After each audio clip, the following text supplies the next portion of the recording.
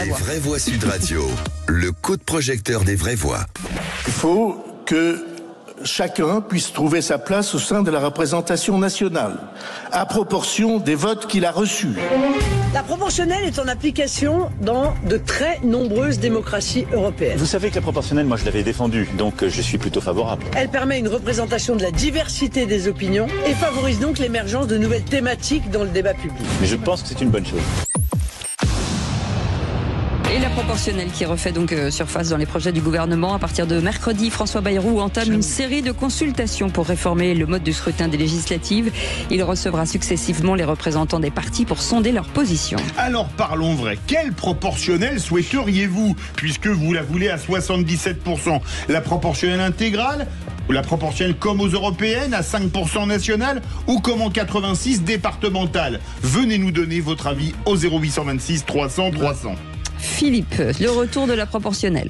Avant de discuter des modalités précises de la proportionnelle, on a le droit de se questionner sur le changement de régime électoral.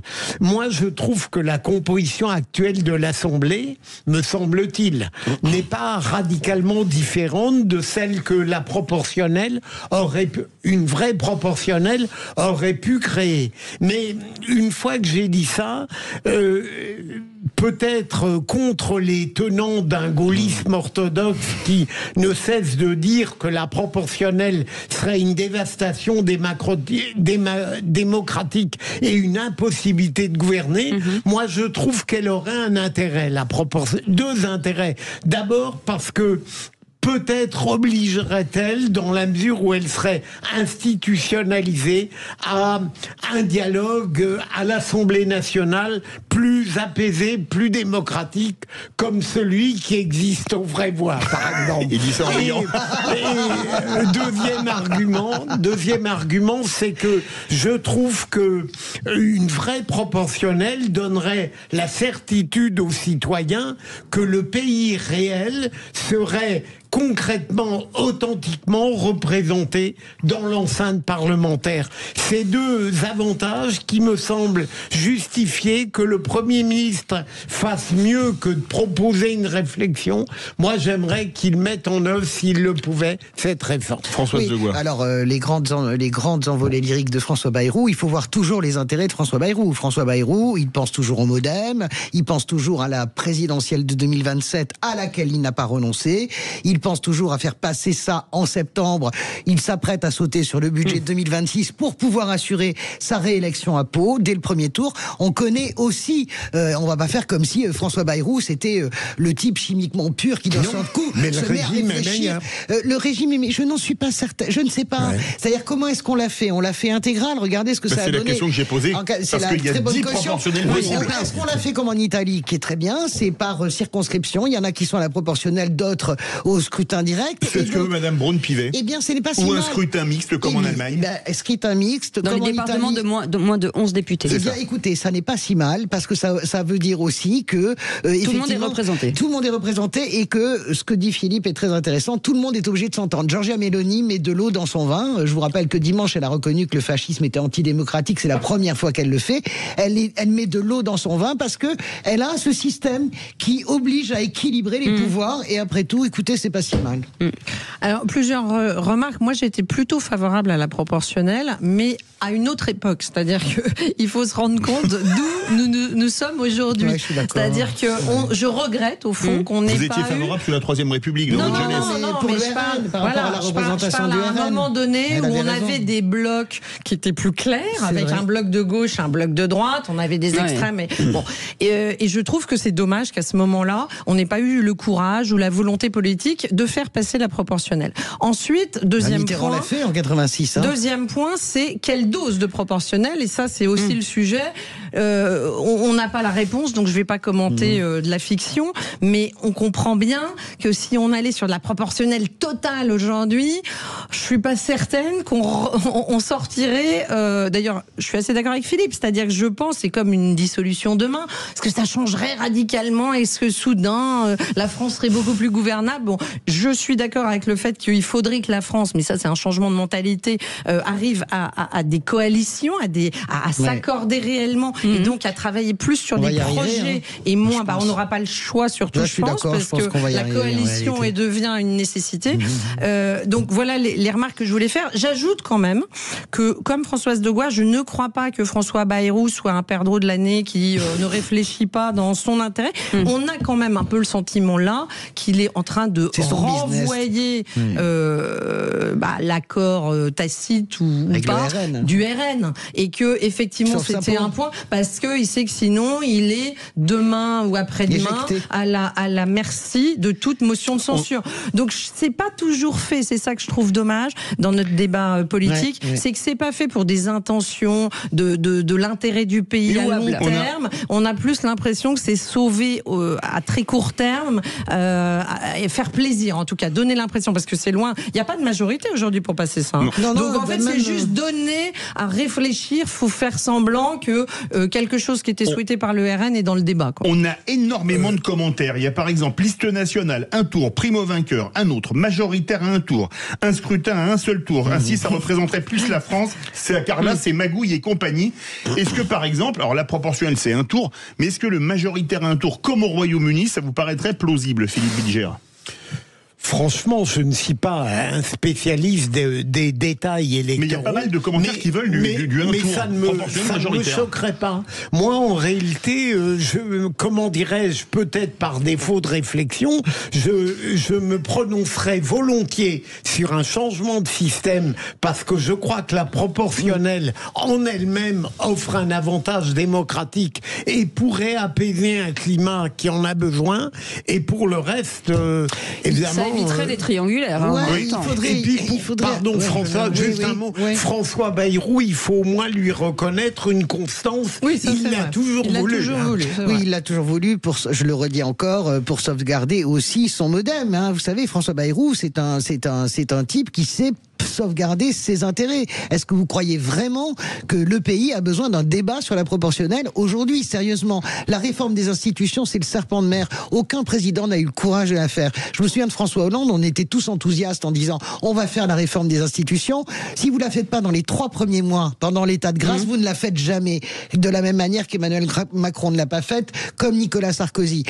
On a autre chose à foutre, au Parlement, que de parler de la proportionnelle avec l'arrière-pensée. Et je suis d'accord avec Virginie, bien sûr, d'acheter la sagesse du Rassemblement national pour rester le plus longtemps possible à Matignon et partir quand lui aura décidé, pour partir dans sa municipale de Pau, et également réfléchir à la sauvegarde du modem et à son destin présidentiel. Mais honnêtement, on marche un peu sur la tête. Moi, j'adore cette idée de proportionnelle, hein, mais il faut y adjoindre alors.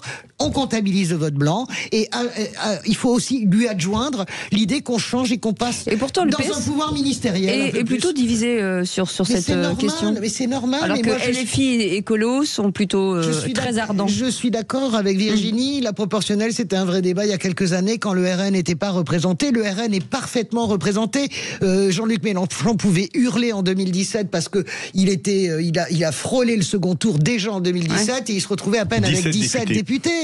François Bayrou, qui est quasiment finaliste, qui arrive 3e en 2007 et qui se retrouve avec 4 députés ou 5 députés modem. Mais ça n'est plus en fait le cas. Et donc cette idée de remettre ce sujet-là, c'est de la diversion. Ça me fatigue parce que je sais trop what's on Bayrou's mind. Après, là, s'il y a beaucoup de réactions d'auditeurs qui disent pourquoi pas un tour, c'est aussi parce qu'il y a eu un sentiment de confiscation du vote au moment des dernières législatives. Oui. Donc c'est quand même aussi le fond du problème. C'est-à-dire qu'à un moment donné, si on veut être juste objectif, le RN avait une poussée dans le pays et in fine, les gens qui ont voté RN se sont sentis volés, parce qu'il y avait une contre-poussée.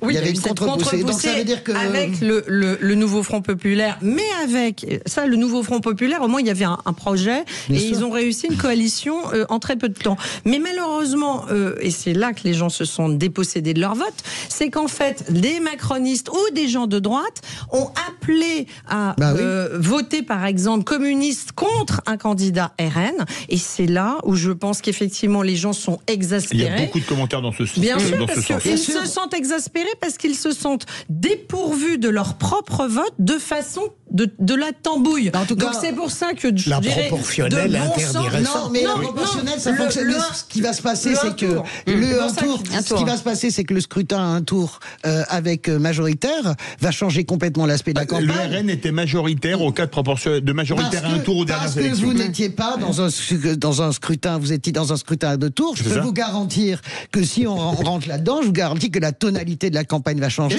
Et tout ce qui a été la tonalité du second tour, battre le RN, se fera au premier tour. Quand on sait que c'est un tour, on vote pas pareil. Quand on sait que c'est un tour, alors là, je peux vous te dire, tu vas voir le RN à combien il va descendre. Et je suis pas sûr justement que Marine Le Pen ait envie de la proportionnelle, en tout cas pas du scrutin à un tour. Parce qu'il sait très bien que le scrutin à un tour, fusil à un coup, c'est pas pour le RN qu'on le donne, le coup. Aujourd'hui. Mais est-ce qu'à majorité, enfin une proportionnelle, il faudrait pas quand même une prime à la liste arrivée en tête pour éviter qu'on soit comme sous la 4e République. Il y a 2 gouvernements qui avaient duré 2 jours, je crois, certains 4 jours, 5 jours. Non, mais ça c'est des régimes qui marchent, et notamment municipal et ainsi de suite. Des doses de proportionnel qui permettent effectivement d'avoir une meilleure représentation, mais avec la surprime au majoritaire pour que ce soit gouvernable. Enfin, je n'imagine pas aujourd'hui qu'on passe à la proportionnelle totale comme ça. Voilà. Donc je pense que c'est des réflexions de cet ordre-là. Néanmoins, moi je pense qu'on a 20 ans de retard. Je trouve non, sauf que voilà, c'est une femme que je me suis mise à beaucoup apprécier, Yael Braun-Pivet, et je trouve que pour le moment, celle qui dit les choses les plus intelligentes sur la proportionnelle, et c'est normal parce qu'elle est présidente de l'Assemblée nationale, donc elle a une vision globale des équilibres que nous on voit pas, parce qu'elle voit les équilibres dans les commissions aussi, elle voit les équilibres dans les prises de parole, etc. Je trouve que son idée, si vous voulez, en fonction des départements, c'est complètement calqué sur le modèle italien, et je trouve que ça marche très bien. Alors on dit oui, il y a des coalitions, ces Italiens, c'est compliqué, mais en même temps, tous les pouvoirs sont équilibrés et tout le monde est obligé de s'entendre. Résultat des courses, aujourd'hui sur le plan économique, l'Italie, 2e pays industriel derrière l'Allemagne, et a doublé la France, par exemple. Je rappelle juste un truc, s'il vous plaît. Je rappelle juste que le 15 mai, entre 18h et 19h, elle sera en direct avec nous, dans Les Vraies Voix. Très bien. Et je me demande d'ailleurs si, après avoir dit que la proportionnelle permettrait un apaisement démocratique et parlementaire, je me demande si notre esprit parlementaire aujourd'hui n'est pas à ce point dégradé qu'en définitive, il ne créerait pas, malgré la proportionnelle, la sérénité qu'on attend. Parce qu'au fond, même avec un système parlementaire qui théoriquement apporte l'obligation du compromis, si les mentalités elles-mêmes ne changent pas, ça va devenir toujours pareil. Alors moi, je mets un bémol là-dessus, parce que j'aime beaucoup suivre l'Assemblée nationale, même si l'opinion n'aime pas suivre l'Assemblée nationale. La réalité, si vous voulez, c'est que vous avez une grande différence entre les bouts de feu, c'est-à-dire que soit Jean-Luc Mélenchon, etc., et la majorité, par exemple, des députés LFI. C'est beaucoup plus... Tous les copains de gauche vous disent que dealer avec Mélenchon, c'est impossible, même avec Bompard, mais dealer avec les autres qui siègent sur les bancs, le LFI, vous en avez 4 ou 5 qui sont terribles, qui ambiancent, mais vous avez énormément de députés LFI qui bossent, etc., et avec qui c'est possible de passer des accords sans hurler. Merci beaucoup, chers amis. Merci Philippe Bilger, merci Virginie Calmels, merci beaucoup Françoise de Gois. Dans un instant, Philippe David et la citoyenneté, Philippe. Oui, avec Aurélie Gros et Stéphane Pelé, on va recevoir 2 très belles associations. Le Centre des Arts de la Parole, fondé et dirigé par Gérald Garouti, pour aider les gens qui ont des problèmes d'élocution à prendre la parole en public. Top. Et on parlera ensuite d'une association qui s'appelle Stop à l'isolement. Il y a de plus en plus de personnes qui sont isolées et elle vient en aide aux personnes isolées. On sera avec Delphine Dupré-Lévesque, la fondatrice de l'association, et sa marraine, Sophie Darel. Et ben voilà, on sera là bien entendu pour vous écouter. En attendant, on vous retrouve demain à partir de 17h pour Les Vraies Voix. N'oubliez pas ce numéro de téléphone, 0826 300 300. Si vous voulez nous laisser des messages répondeurs pour qu'on les diffuse demain soir, vous serez les bienvenus. On vous souhaite une très belle soirée. On se retrouve avec Philippe David demain à 17h. À tout de suite, on vous laisse avec Philippe. Sud Radio. Sud Radio. Parlons vrai. Parlons vrai. Sud Radio. Parlons